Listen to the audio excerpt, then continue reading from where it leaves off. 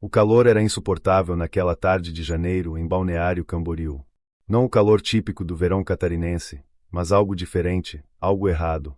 Enquanto caminhava pela Avenida Atlântica, carregando minha mochila velha com equipamentos de trabalho, senti o cheiro antes de ver as chamas. Fumaça preta e densa subia de um estacionamento subterrâneo, e então ouvi um som que jamais esquecerei, o choro desesperado de uma criança. Meu nome é Rafael Santos, tenho 32 anos, trabalho como técnico em refrigeração e nunca imaginei que salvar uma vida pudesse destruir a minha. Mas naquele momento, vendo aquele prédio de luxo envolvido em fumaça, com seus apartamentos que custam milhões e suas vagas de garagem mais caras que a casa onde cresci, eu não pensei em consequências. Pensei apenas naquele choro. Corri em direção ao estacionamento. Seguranças já gritavam para as pessoas se afastarem, moradores saíam apressados do edifício, alguns carregando bolsas de grife, outros seus laptops. O alarme de incêndio ecoava como um pesadelo mecânico. E lá, através da fumaça que começava a tomar conta do subsolo, vi uma Ferrari vermelha. Não porque eu me importasse com o carro, mas porque dentro dele, no banco de trás, uma menina de aproximadamente 4 anos batia no vidro, gritando. Ela estava trancada. Olhei ao redor procurando ajuda, mas todos corriam na direção oposta. Os seguranças estavam ocupados evacuando o prédio. As chamas vinham de um carro que havia pegado fogo 3 vagas adiante, e o fogo se espalhava rapidamente. A fumaça ficava mais espessa a cada segundo. Não havia tempo. Arranquei minha camiseta, enrolei na mão e corri até a Ferrari. A menina me viu e começou a bater ainda mais forte no vidro, seus olhos arregalados de terror, lágrimas escorrendo pelo rosto vermelho.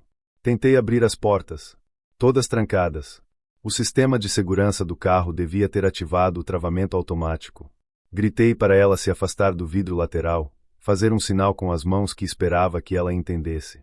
Peguei uma pedra de meio fio que encontrei próximo, respirei fundo, e com toda a força que tinha, esmurrei o vidro da janela traseira. 1, 2, 3 vezes. O vidro temperado finalmente cedeu, quebrando em 1000 pedaços. Minha mão sangrava, mas eu mal sentia dor. Destravei a porta por dentro, abri e peguei a menina nos braços. Ela se agarrou ao meu pescoço como se eu fosse a única coisa sólida em um mundo que desmoronava. Corri para fora. Meus pulmões ardiam com a fumaça. A menina tossia contra meu ombro.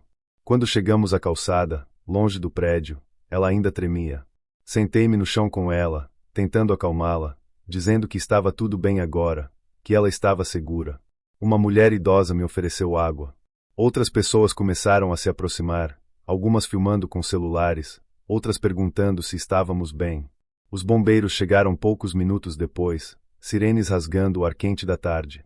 Paramédicos checaram a menina, colocaram oxigênio nela, examinaram minha mão machucada.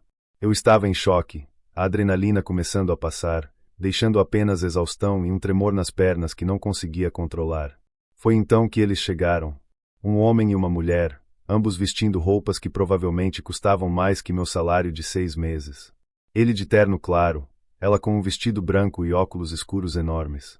Correram em direção à menina com expressões de pânico que rapidamente se transformaram em alívio quando viram que ela estava bem. Sofia! Meu Deus, Sofia! A mulher pegou a menina dos braços do paramédico, cobrindo-a de beijos. O homem se ajoelhou ao lado delas, verificando cada centímetro da filha como se procurasse por danos. Fiquei ali parado, ainda tonto, esperando, não sei bem o que. Um obrigado, talvez. Um reconhecimento. Qualquer coisa. A mulher finalmente olhou para mim. Seus olhos percorreram minha aparência, bermuda surrada, sem camisa agora, mão enfaixada pelos paramédicos, sangue seco no braço. Pude ver o exato momento em que ela me categorizou. Pobre. Trabalhador braçal. Alguém do outro lado da linha invisível que divide Balneário Camboriú entre os que têm tudo e os que têm apenas o suficiente para sobreviver. Foi você? Ela perguntou, a voz gelada apesar do calor. Sim, senhora. Sua filha estava presa no carro, eu. Você quebrou o vidro da nossa Ferrari. O homem se levantou, sua postura mudando completamente. Não havia gratidão em seus olhos. Havia raiva. O carro estava pegando fogo, senhor. Não havia outra forma de... Você tem ideia de quanto custa aquele vidro? Ele se aproximou, invadindo meu espaço pessoal. Quanto custa aquele carro? É uma Ferrari SF90 Stradale, Vale mais de 10 milhões de reais. Fiquei sem palavras. Olhei para a menina, que me observava por cima do ombro da mãe, ainda segurando o ursinho de pelúcia que ela tinha agarrado quando a tirei do carro. Ela estava viva, respirando, e tudo em que aquele homem conseguia pensar era no vidro quebrado. Você vai pagar pelos danos, a mulher disse, ajeitando os óculos escuros sobre a cabeça. Nosso advogado entrará em contato. Espera, o quê? Mal consegui processar o que estava ouvindo. Você destruiu propriedade privada, o homem continuou, já tirando o celular do bolso. Não importa suas intenções. Há maneiras corretas de fazer as coisas. Chamar autoridades. Esperar ajuda profissional. Não havia tempo. Minha voz saiu mais alta do que pretendia. Pessoas ao redor começaram a prestar atenção. Sua filha teria morrido se eu esperasse. Isso é especulação, a mulher retrucou, ajeitando a filha no quadril como se estivesse segurando uma bolsa cara. O que é fato é que você causou danos materiais significativos. Um dos paramédicos tentou intervir, explicando que eu havia salvado a criança, mas o casal já estava andando em direção a um SUV de luxo que havia parado na rua. A mulher colocou Sofia no banco de trás, agora devidamente destrancado, e o homem parou por um momento para me olhar mais uma vez. Você receberá a notificação judicial em breve, ele disse, com a mesma indiferença com que alguém comenta sobre o tempo. E assim eles foram embora. Fiquei ali parado, no meio da confusão de bombeiros, ambulâncias e curiosos, minha mão ainda latejando, cheiro de fumaça impregnado na minha pele, tentando entender o que acabará de acontecer. Havia salvado uma criança de uma morte horrível, e agora seria processado por isso. A mulher idosa que me oferecerá água tocou meu braço. Que absurdo, ela murmurou, balançando a cabeça. Que absurdo. Mas eu mal a ouvi. Meus olhos estavam fixos no lugar onde o SUV havia desaparecido no trânsito, levando embora a menina que eu salvara e os pais que preferiam seus bens materiais à gratidão. Naquele momento, algo dentro de mim mudou. Não sabia ainda, mas minha vida nunca mais seria a mesma. E tudo porque eu escolhi fazer o que era certo. 3 dias se passaram desde o incêndio, e eu ainda não conseguia tirar aquela cena da cabeça. Sentado na pequena sala do apartamento que dividia com meu irmão mais novo, Lucas, eu olhava para o envelope pardo que havia chegado pelo correio naquela manhã. Notificação extrajudicial. As palavras pareciam saltar do papel, acusatórias e frias. Leonardo e Patrícia Volkmann exigiam o pagamento de R$150 mil pelos danos causados ao veículo. R$150 mil. Eu não tinha nem 15 mil na poupança. Rafa, você precisa de um advogado. Lucas entrou na sala, 2 xícaras de café nas mãos. Ele tinha 24 anos, estudava direito à noite enquanto trabalhava de dia como atendente em uma loja de celulares. Meu orgulho e minha preocupação constante, especialmente depois que nossos pais faleceram em um acidente de carro 6 anos atrás. Com que dinheiro? Passei a mão pelo rosto, sentindo a barba por fazer de 3 dias. Não estava dormindo bem. Pesadelos com fogo e gritos infantis me acordavam toda noite. Mal consigo pagar as contas deste mês. Lucas sentou-se ao meu lado no sofá desgastado que havíamos herdado da nossa avó.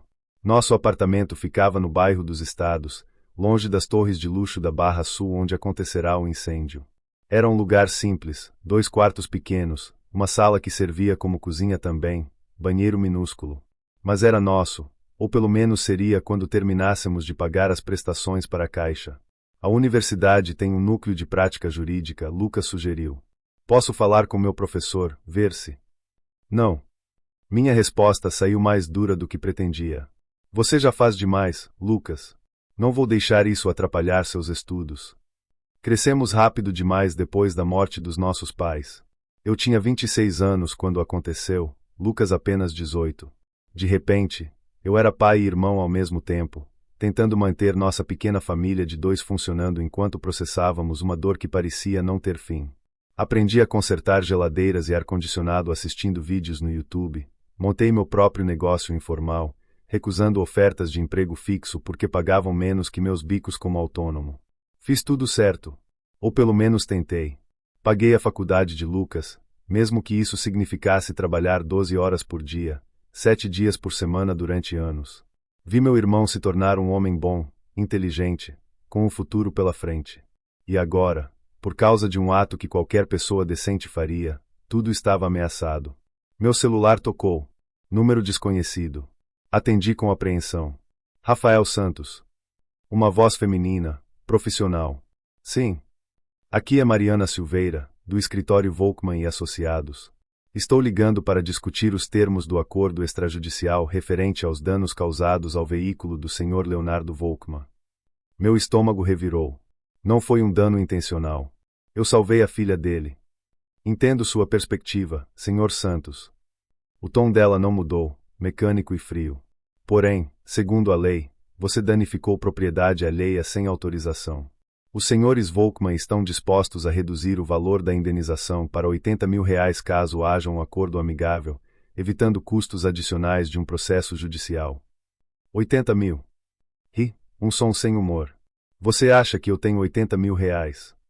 As condições financeiras do senhor não são minha preocupação.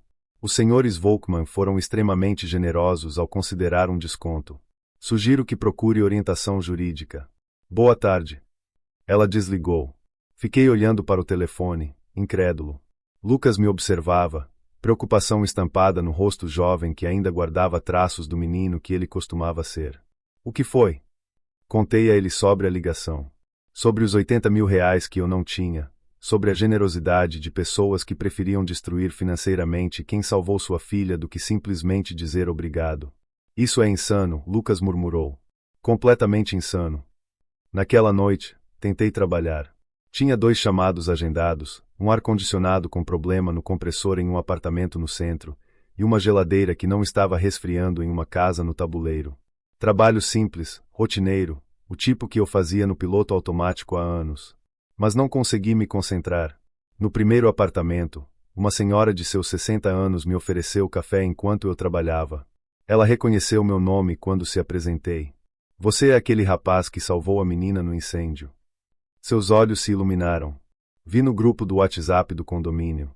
Que coisa maravilhosa que você fez. A senhora viu também que os pais estão me processando. Não consegui esconder a amargura na voz. Seu rosto se fechou. Vi sim. Uma vergonha. Que tipo de gente faz isso? Ela balançou a cabeça, indignada. Mas olha, querido, o mundo ainda tem gente boa. Você fez o certo. Isso que importa. Palavras gentis, mas que não pagavam advogados ou indenizações milionárias. Quando cheguei em casa naquela noite, já passava das 10. Lucas estava na mesa da cozinha, cercado de livros e anotações, mas não estava estudando. Estava no computador, digitando algo com concentração feroz. O que você está fazendo? Pesquisando. Ele não tirou os olhos da tela. Casos similares, jurisprudência, precedentes. Rafa, existem leis do bom samaritano, proteção para quem age em situações de emergência. E isso vai adiantar contra advogados caros. Vai se conseguirmos que isso se torne público. Lucas finalmente me olhou, e havia algo diferente em seus olhos. Determinação. Rafa, eles estão contando que você aceite calado porque é pobre, porque não tem recursos para lutar. Mas e se a gente não ficar calado? Como assim? As pessoas que estavam lá gravaram tudo. O incêndio, você quebrando o vidro, salvando a menina. Aposto que tem vídeos espalhados por aí. Ele voltou-se para o computador. E se a gente contasse nossa versão da história? Publicamente. A ideia me deixou desconfortável. Não quero atenção, Lucas. Só quero que me deixem em paz. Mas eles não vão deixar. Meu irmão fechou o laptop, dedicando-me atenção total. Você fez o certo, e está sendo punido por isso. Isso está errado. As pessoas precisam saber. Passei a noite pensando nas palavras de Lucas. Será que ele tinha razão? Será que expor a situação publicamente mudaria alguma coisa? Ou apenas tornaria tudo pior? Na manhã seguinte, minha decisão foi tomada por mim. Acordei com dezenas de notificações no celular. Mensagens, ligações perdidas, solicitações de amizade nas redes sociais. Confuso, abri o aplicativo de notícias local. A manchete me atingiu como um soco. Herói ou vândalo? Homem que salvou criança de incêndio em prédio de luxo enfrenta processo por danos à Ferrari milionária. A matéria tinha fotos. Do prédio em chamas. Da Ferrari destruída. E de mim, carregando Sofia nos braços, minha expressão uma mistura de terror e determinação congelada no tempo por algum celular anônimo. Alguém havia vazado a história. E, ao que parecia, A cidade inteira tinha uma opinião sobre o assunto. Meu telefone tocou novamente. Outro número desconhecido. Desta vez, era um repórter querendo uma entrevista. Desliguei. Tocou de novo. Outra jornalista. E outra. E outra. Lucas saiu do quarto, ainda de pijama, olhos arregalados enquanto checava o próprio celular. Rafa, você virou notícia nacional. Está em todo lugar. Sentei-me pesadamente no sofá, observando meu telefone explodir com mensagens de apoio de pessoas que eu não conhecia, pedidos de entrevista, até algumas ameaças de quem achava que eu estava tentando me aproveitar da situação para ganhar fama. Minha vida privada, meu momento de tentar fazer o certo, havia se tornado entretenimento público. E eu não fazia ideia se isso me salvaria ou me destruiria completamente. Mas uma coisa eu sabia, não havia mais volta. A história estava contada, e agora todo o Brasil assistiria para ver como ela terminaria. A notícia se espalhou como o fogo que quase matou Sofia. Em 48 horas, meu rosto estava em todos os lugares, portais de notícias, programas de televisão, grupos de WhatsApp, redes sociais. Herói processado por salvar criança virou o assunto mais comentado do país. E com a atenção veio algo que eu não esperava, polarização. Metade das pessoas me defendia com fervor, me chamando de herói, criando hashtags como hashtag Justiça para Rafael e hashtag Vergo na Ferrari. A outra metade questionava meus métodos, argumentava que eu deveria ter esperado os bombeiros, que existem protocolos, que propriedade privada é sagrada. Nos comentários das matérias, estranhos brigavam entre si sobre o valor de uma vida humana versus o valor de um carro de luxo. Mas enquanto o Brasil debatia filosofia moral, eu enfrentava consequências reais. Perdi 3 clientes na primeira semana. Ligaram cancelando serviços agendados, alguns constrangidos, outros diretos. Não queremos nos envolver em polêmica. Um deles admitiu que morava no mesmo condomínio dos Volkmann e havia sido aconselhado a encontrar outro técnico. Lucas tentava me animar. É temporário, Rafa. Assim que tudo se resolver, seus clientes voltam. Mas e se não voltassem? E se a resolução fosse eu falido, devendo uma fortuna que levaria a vida inteira para pagar? No 5º dia após a notícia estourar, recebi uma ligação de um advogado chamado Tiago Monteiro. Ele se ofereceu para me representar pro bono, disse que acreditava na justiça do meu caso e que a repercussão do processo poderia trazer visibilidade positiva para seu escritório. Não era exatamente altruísmo, mas eu não estava em posição de recusar. Encontramos em seu escritório, um espaço modesto no centro de Balneário Camboriú. Tiago tinha uns 40 anos, barba grisalha bem aparada, olhos cansados de quem já viu demais do lado feio da humanidade. Vou ser direto com você, Rafael. Ele abriu uma pasta com documentos.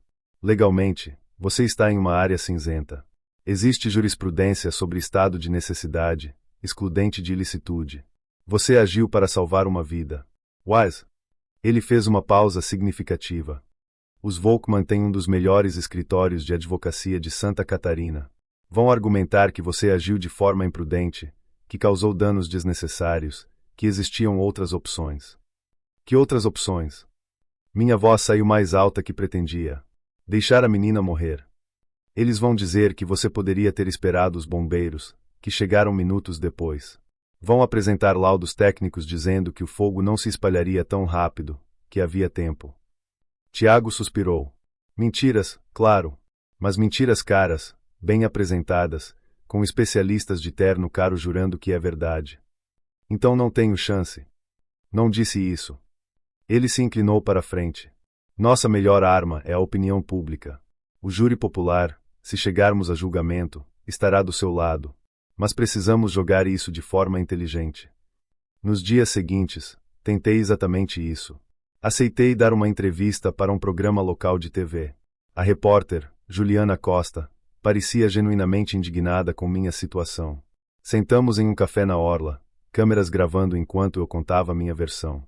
Por que você decidiu quebrar o vidro? Ela perguntou. Porque não havia tempo para mais nada.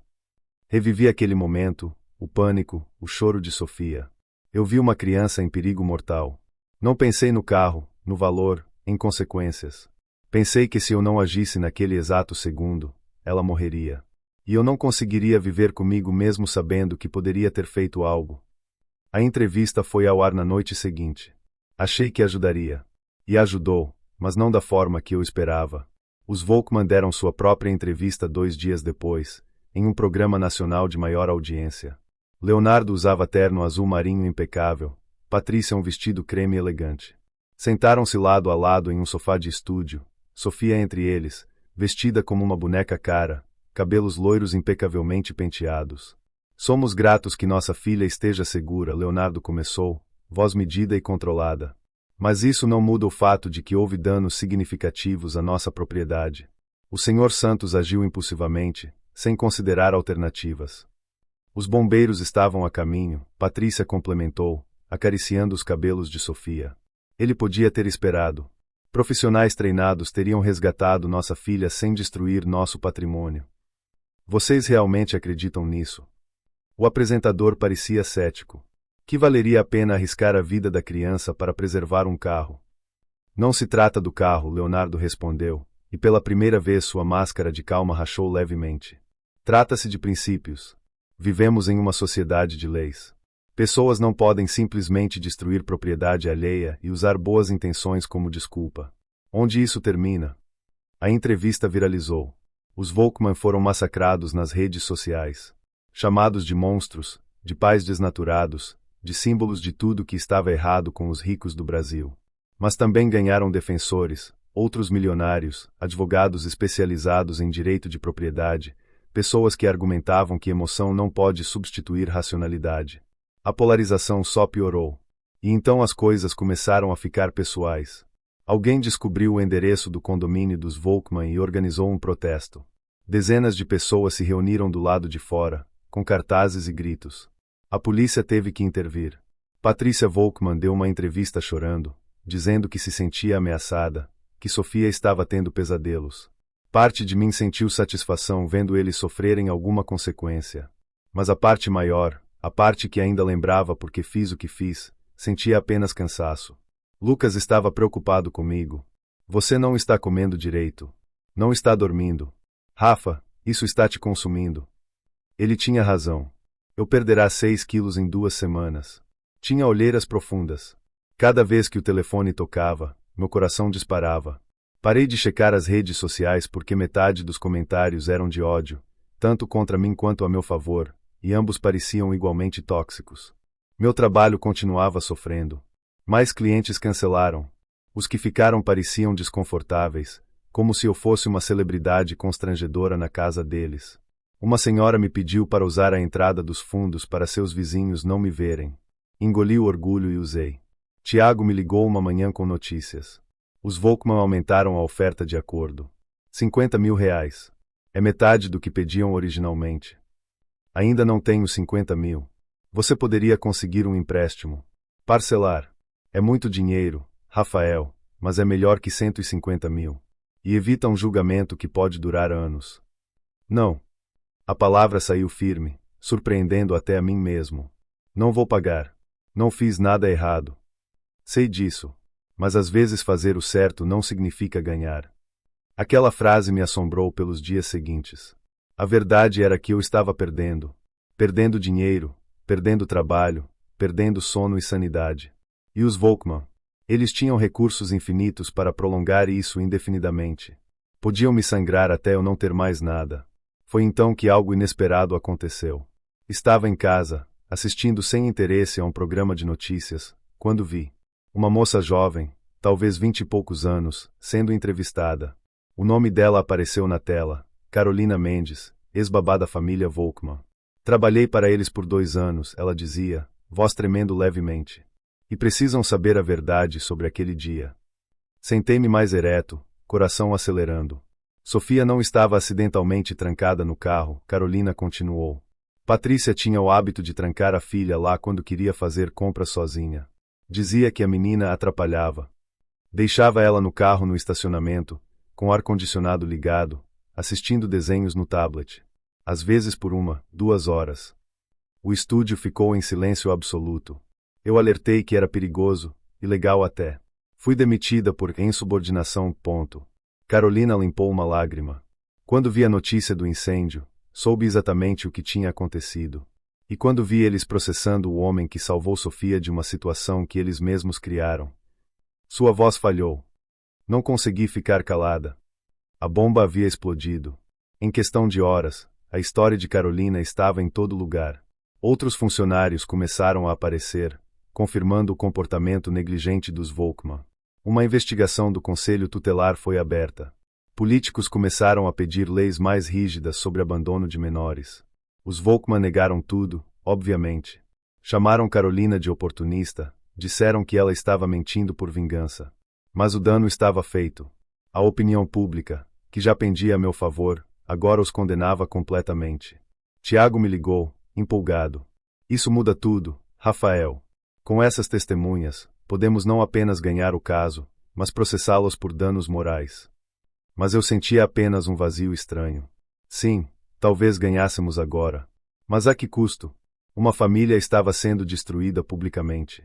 Sofia, uma menina inocente de 4 anos, estava no centro de um furacão midiático. Seus pais eram monstros? Talvez. Mas ela não merecia isso. Naquela noite, não consegui dormir novamente. Mas desta vez não foi por medo ou ansiedade. Foi por uma pergunta que não me deixava em paz. Em algum momento desta guerra, eu tinha deixado de lutar por justiça e começado a buscar vingança. E se sim, o que isso dizia sobre mim? O mundo virou de cabeça para baixo da noite para o dia. A revelação de Carolina Mendes transformou a narrativa completamente. Eu não era mais apenas o herói que salvou uma criança, agora era o herói que expôs pais negligentes. Os Volkmann não eram mais vítimas de danos materiais, eram vilões que colocavam a própria filha em risco. Mas a vitória que deveria me trazer alívio só trouxe um peso ainda maior. A investigação do Conselho Tutelar avançou rapidamente. Reportagens revelaram que não era a primeira vez que os Volkmann eram questionados sobre seu tratamento com Sofia. Uma professora da escola particular da menina relatou que ela frequentemente chegava sozinha, deixada por motoristas, sem supervisão adequada. Vizinhos confirmaram que a ouviam chorando sozinha no apartamento por horas. Leonardo e Patrícia responderam com uma ofensiva agressiva. Contrataram uma empresa de relações públicas, deram entrevistas exclusivas, postaram fotos antigas em redes sociais mostrando momentos felizes em família. Patrícia chorava em câmera, dizendo que estava sendo injustamente atacada, que Carolina era uma funcionária problemática com histórico de roubo, uma acusação que a jovem negou veementemente e que nunca foi comprovada. A guerra midiática escalou para proporções absurdas. E eu estava no epicentro, querendo apenas desaparecer. Rafael, você precisa ver isso. Lucas entrou na sala com o laptop. Eram 7 da manhã de uma terça-feira, 3 semanas após o incêndio. Eu mal havia dormido, novamente. Na tela, um vídeo com milhões de visualizações. O título me fez o estômago revirar. A verdade sobre Rafael Santos, quem ele realmente é. Era um vídeo de um canal de fofocas, narrando com dramaticidade exagerada. Mostravam fotos antigas minhas, da época da escola. Uma ex-namorada que eu nem lembrava que existia dava entrevista dizendo que eu era temperamental. Um vizinho antigo afirmava que eu já tivera problemas com bebida. Mentira completa, eu mal bebia cerveja. Eles estão tentando destruir sua reputação, Lucas disse, furioso. Estão vasculhando seu passado, inventando histórias. Deixa. Minha voz saiu cansada. Não importa. Como não importa? Rafa, você. Por que não muda nada? Levantei-me bruscamente, a frustração finalmente transbordando. Eu fiz o certo, Lucas. Salvei uma criança. E agora virei entretenimento nacional. Minha vida virou circo. Tem gente ganhando dinheiro falando mentiras sobre mim. E aquela menina. Minha voz falhou. Aquela menina inocente está no meio disso tudo. Lucas ficou em silêncio. Ele sabia que eu estava certo. Tiago me ligou mais tarde naquele dia. Temos uma audiência marcada. 2 semanas. O juiz vai ouvir os 2 lados e decidir sobre uma liminar. E depois? Depois, se não houver acordo, vamos a julgamento. Mas Rafael. Ele fez uma pausa. Preciso que você saiba. Os Volkmann retiraram o processo de danos materiais. Levei um segundo para processar. O quê? A pressão pública foi grande demais. O advogado deles entrou em contato. Estão retirando a ação. Você ganhou. Deveria estar pulando de alegria. Deveria estar comemorando. Mas tudo o que senti foi vazio. Mas tem uma condição, Tiago continuou. Querem que você assine um termo de confidencialidade. Nada de entrevistas sobre o caso, Nada de falar sobre a família deles. Em troca, arquivam tudo e você fica livre. E a investigação do Conselho Tutelar? Continua. Isso é independente. Mas eles querem você fora das manchetes. Desliguei o telefone e fiquei olhando para a parede da sala. Tinha vencido, mas parecia derrota. Os Volkmann continuariam ricos, protegidos por muros altos e advogados caros. Sofia continuaria naquela família. E eu? Voltaria para minha vida destruída, tentando juntar os pedaços. Lucas estava certo atrás de mim. Você não parece feliz. Por que não estou? Virei-me para ele. Sabe o que percebi? Essa luta toda, essa guerra pública, não mudou nada fundamentalmente. Os ricos continuam ricos, os pobres continuam pobres, e crianças continuam vulneráveis aos caprichos de pais negligentes. Mas você salvou Sofia. Isso tem que contar para alguma coisa. Tem. Sentei-me no sofá. Eu a salvei do fogo. Mas quem vai salvá-la deles? A pergunta ficou suspensa no ar, sem resposta. Nos dias seguintes, tentei voltar à normalidade. Aceitei alguns trabalhos, consertei geladeiras, instalei ar-condicionado. Mas as pessoas me reconheciam. Algumas queriam tirar fotos, me parabenizar. Outras me olhavam com piedade, como se eu fosse uma vítima. Uns poucos me tratavam com desprezo velado, como se eu fosse um oportunista que havia usado uma tragédia para ganhar fama. Eu não era nada disso. Era apenas um homem que tentou fazer o certo e descobriu que o certo não era suficiente. Foi durante um trabalho em um apartamento na Barra Sul que tudo mudou.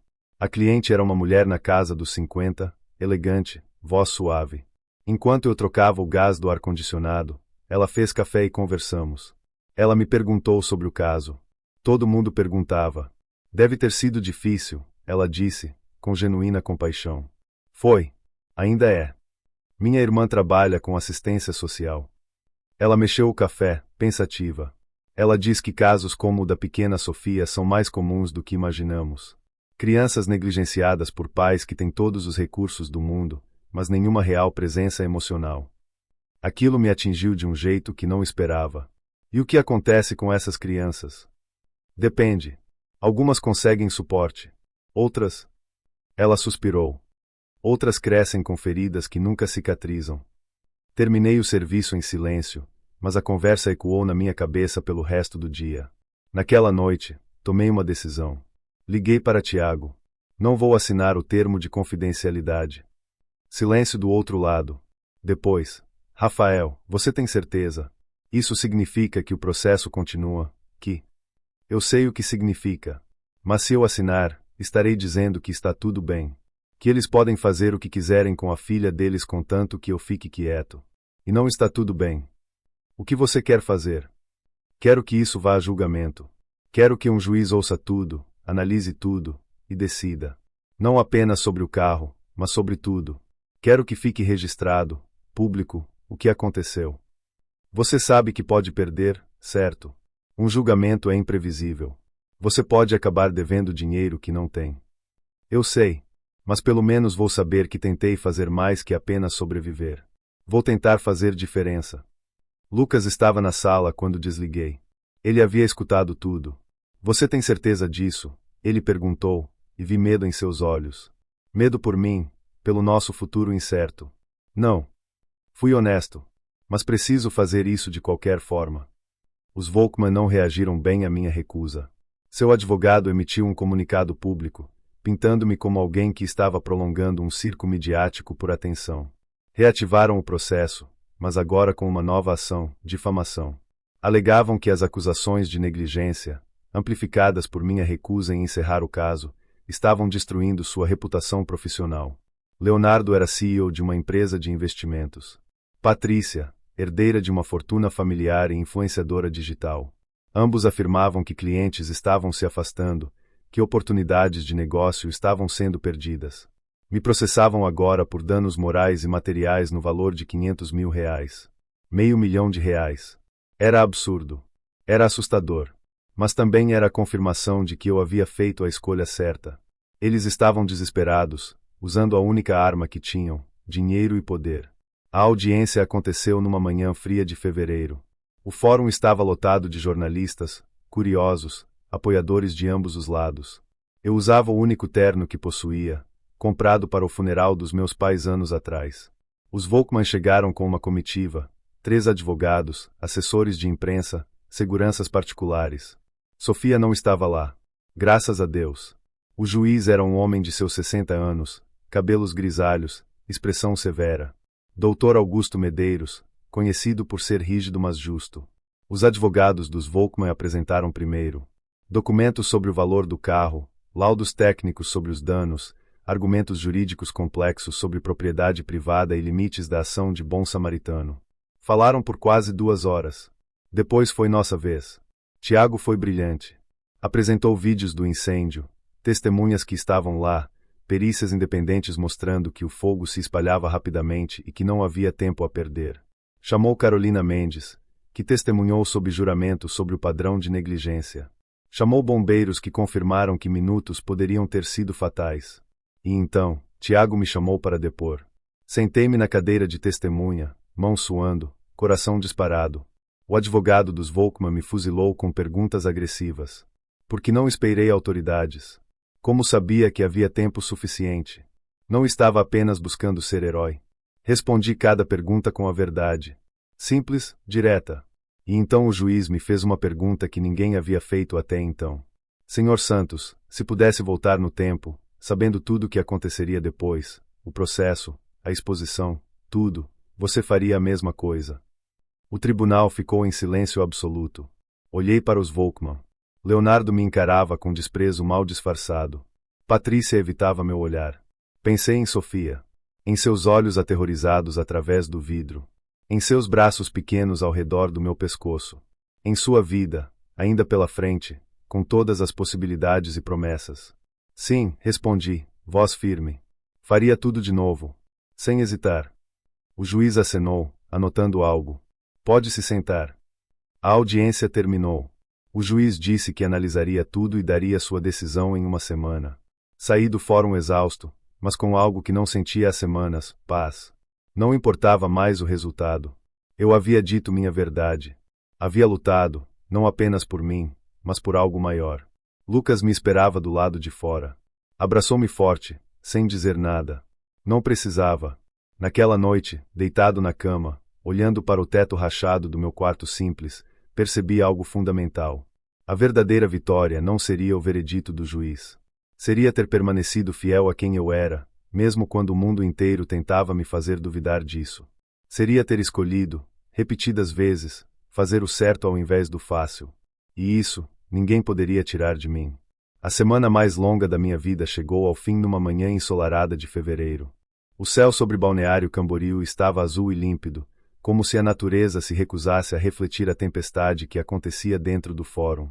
Lucas e eu chegamos cedo, mas já havia uma multidão.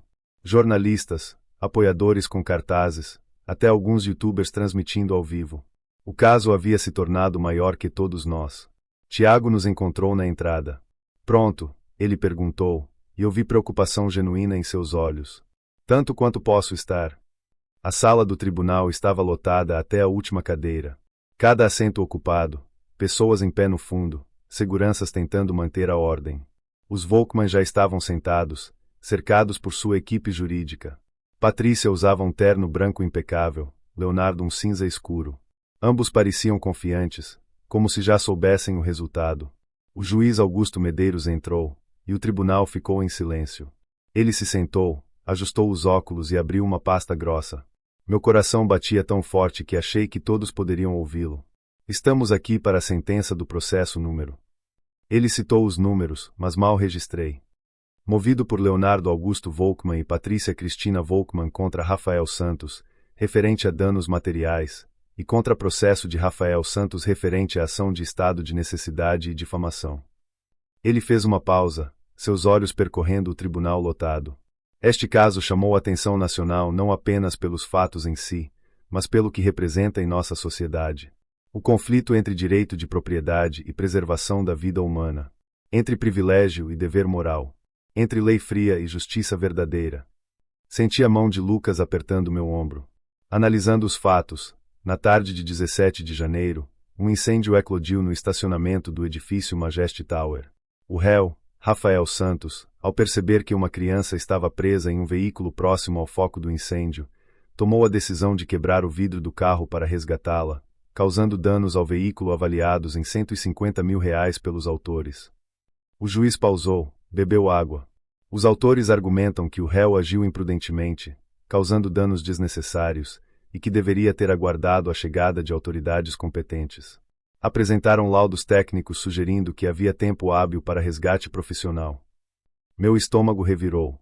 Ele estava recapitulando os argumentos deles. No entanto, o juiz continuou, e algo em seu tom mudou. Após análise minuciosa de todos os depoimentos, perícias independentes e, crucialmente, das imagens captadas no momento do incêndio, esta corte chegou a conclusões diferentes. Ele ergueu os olhos, olhando diretamente para mim. As imagens mostram claramente que o incêndio se propagava com velocidade alarmante.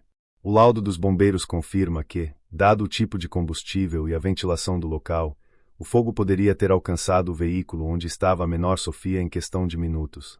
Os próprios bombeiros, em depoimento, afirmaram que a ação do Sr. Santos foi crucial para preservar a vida da criança. Senti lágrimas queimarem meus olhos. Lutei para mantê-las contidas. Mais grave ainda, o juiz continuou, sua voz ficando mais dura, são as revelações sobre as circunstâncias que levaram a criança a estar sozinha e trancada no veículo. Múltiplas testemunhas, incluindo ex-funcionários da família, confirmaram um padrão de negligência parental grave e reiterado. Patrícia Volkmann ficou pálida. Leonardo permaneceu imóvel, mas vi sua mandíbula se contrair. O Código Civil Brasileiro, em seu artigo 188, é claro, não constituem atos ilícitos aqueles praticados em estado de necessidade. O Sr. Rafael Santos agiu para remover perigo iminente, não tendo sido ele o causador da situação de perigo. A jurisprudência é farta em casos similares onde o direito à vida se sobrepõe ao direito de propriedade. O juiz fez uma pausa dramática. Portanto, quanto ao pedido de indenização por danos materiais movido pelos autores Leonardo e Patrícia Volkmann, improcedente. O réu Rafael Santos não deverá pagar qualquer valor referente aos danos ao veículo, estando sua ação totalmente justificada pelo estado de necessidade. O tribunal explodiu em murmúrios. O juiz bateu o martelo, pedindo silêncio. Quanto ao contraprocesso de difamação movido pelos autores, igualmente improcedente. As declarações feitas pelo réu e amplificadas pela mídia eram factualmente corretas e amparadas por evidências concretas. Leonardo se levantou, furioso, mas seu advogado o puxou de volta para a cadeira. E finalmente o juiz continuou, e agora sua voz carregava peso de julgamento moral, quanto à conduta dos autores. Esta corte não pode ignorar as evidências de negligência parental apresentadas. Estou, portanto, determinando que cópia integral deste processo seja enviada ao Ministério Público e ao Conselho Tutelar para as providências cabíveis. Patrícia começou a chorar silenciosamente. Mais ainda, condeno os autores Leonardo e Patrícia Volkmann ao pagamento de danos morais ao réu Rafael Santos, no valor de R$ 50 mil, pelos transtornos, exposição indevida e sofrimento causados por este processo infundado. Não consegui processar. R$ 50 mil. Eles teriam que me pagar. Esta sentença serve como lembrete de que em nossa sociedade, nenhum bem material, por mais valioso que seja, pode ser colocado acima da vida humana. O Sr. Rafael Santos não é criminoso. É, na mais pura acepção da palavra, um herói. E heróis não devem ser punidos por sua coragem. O juiz bateu o martelo final. Está encerrada esta sessão. O caos tomou conta do tribunal. Jornalistas correram para suas câmeras. Apoiadores começaram a aplaudir, alguns chorando. Lucas me abraçou forte, e só então percebi que eu também estava chorando. Tiago apertou minha mão, sorriso enorme no rosto. Você conseguiu, Rafael. Conseguiu. Olhei para onde os Volkmann estavam. Sua equipe os cercava, provavelmente já planejando apelações. Mas então algo inesperado aconteceu. Patrícia se soltou do grupo e caminhou em minha direção. Os seguranças se moveram para interceptá-la, mas Tiago os deteve. Ela parou a poucos passos de mim, rímel escorrido, olhos vermelhos. Eu? Sua voz falhou. Ela respirou fundo. Eu queria agradecer. Por salvar minha filha. Foram as primeiras palavras de gratidão que ela me dirigiu em semanas. E pedir desculpas. Lágrimas rolaram livremente agora. Por tudo. Você estava certo. Sobretudo. Nós, não somos bons pais. Não fomos. Mas vamos mudar. Eu prometo. Não soube o que dizer. Parte de mim ainda sentia raiva, mágoa. Mas olhando para aquela mulher quebrada à minha frente, vi apenas alguém tão perdido quanto eu estivera. Cuide dela, foi tudo o que consegui dizer. É tudo o que importa. Cuide bem da Sofia. Ela assentiu, incapaz de falar, e voltou para seu marido. Leonardo não me olhou. Talvez nunca o fizesse. Mas não importava mais. Nas semanas seguintes, minha vida lentamente começou a se reorganizar. A sentença repercutiu ainda mais que o caso original. Fui chamado de herói validado pela justiça em manchetes por todo o país. Recebi convites para entrevistas, palestras, até ofertas de trabalho fixo. Recusei a maioria. Não queria fama. Nunca quis. Mas aceitei algumas coisas. Uma escola me convidou para falar com alunos sobre fazer a escolha certa mesmo quando é difícil. Uma ONG que trabalhava com crianças em situação de risco me pediu para ser embaixador voluntário. E os R$ 50 mil da indenização? Usei parte para pagar as dívidas que acumulara durante o processo. O resto investi no negócio, comprei equipamentos melhores, organizei tudo legalmente. Lucas insistiu que eu investisse nele também, terminasse seu curso sem precisar trabalhar tanto. Os clientes voltaram. Novos apareceram. Alguns por curiosidade, mas a maioria porque viu que eu era alguém confiável, que fazia o certo. 3 meses depois da sentença, estava instalando um ar-condicionado em uma casa no bairro Pioneiros quando recebi uma mensagem no celular. Número desconhecido, mas reconheci a foto, Patrícia Volkmann. Era uma foto de Sofia. Em um parque, sorrindo genuinamente, um sorvete na mão. A legenda dizia apenas, obrigada. De verdade. Respondi com um emoji de coração. Era o suficiente. Soube depois, por notícias, que os Volkmann entraram em um acordo com o Ministério Público. Terapia familiar obrigatória, acompanhamento do conselho tutelar, trabalho comunitário. Leonardo renunciou a alguns cargos, passou mais tempo em casa. Não sei se tornaram pais perfeitos, ninguém é, mas estavam tentando. Às vezes ainda penso naquele dia. O calor, a fumaça, o choro de Sofia através do vidro. E me pergunto o que teria acontecido se eu tivesse passado direto, se tivesse escolhido não me envolver. Mas então lembro da sensação dela nos meus braços, viva e respirando. E sei que nunca houve realmente uma escolha. Lucas se formou em Direito no ano seguinte. Passou no exame da OAB na primeira tentativa. Na formatura, quando chamaram seu nome, ele subiu ao palco e dedicou o diploma a mim, ao irmão que me ensinou que justiça é mais que leis, é fazer o certo quando ninguém está olhando. Chorei como criança. Hoje, 5 anos depois, minha vida é quieta de novo. Tenho minha empresa pequena mas próspera, alguns funcionários, uma rotina. Lucas tem seu próprio escritório, defende pessoas que não têm recursos, como eu não tinha. Jantamos juntos toda semana, nossa família de 2 ainda forte. Às vezes ainda sou reconhecido na rua. Você é aquele cara da Ferrari, alguém diz. Alguns querem tirar foto, outros apenas apertar minha mão. E eu aceito com graça, porque entendo que para eles sou um símbolo de algo importante. Mas para mim, sou apenas Rafael. Um cara que conserta geladeiras e ar-condicionado. Que ama o irmão mais que tudo. Que tenta fazer o certo todos os dias, mesmo nos pequenos momentos quando ninguém está olhando. Porque aprendi que heroísmo não é sobre grandes gestos dramáticos. É sobre escolhas. Sobre decidir, repetidas vezes, ser melhor que suas circunstâncias. Sobre não deixar o mundo te endurecer tanto que você perde a capacidade de se importar. Semana passada, estava voltando de um trabalho quando vi fumaça saindo de um restaurante. Falso alarme, acabou sendo só comida queimada. Mas meu coração disparou, e instintivamente procurei por pessoas em perigo. Lucas, que estava comigo, riu. Sempre o herói, né? Não, respondi, sorrindo. Só alguém que se importa. E talvez seja isso que o mundo precisa. Não de heróis perfeitos em capas, fazendo o impossível, mas de pessoas comuns dispostas a fazer o certo, mesmo quando custa caro. Mesmo quando é mais fácil olhar para o outro lado. Mesmo quando ninguém agradece. Porque no final, não são os bens materiais que nos definem. Não são contas bancárias ou carros de luxo ou apartamentos caros. É o que fazemos quando ninguém está olhando. É como tratamos as pessoas mais vulneráveis. É a coragem de quebrar um vidro de milhões para salvar uma vida que não tem preço. Essa é a história que vivi. Não porque escolhi ser herói, mas porque escolhi ser humano. E se eu pudesse dar um conselho para quem está lendo isso agora, Quando você vir alguém em perigo, quando tiver a chance de fazer diferença, não calcule o custo. Não pense em consequências. Simplesmente haja. Porque alguns momentos definem quem somos. E eu escolhi ser alguém que quebra vidros para salvar vidas. Todos os dias, faço essa escolha de novo. E você? Quando chegar sua hora, que escolha fará? Agora é com você. Avalie esta história de 0 a 10 nos comentários. Obrigado por ter vivido esta jornada com Rafael. Lembre-se, o mundo precisa de mais pessoas dispostas a quebrar vidros para salvar vidas. Seja essa pessoa. Até a próxima história.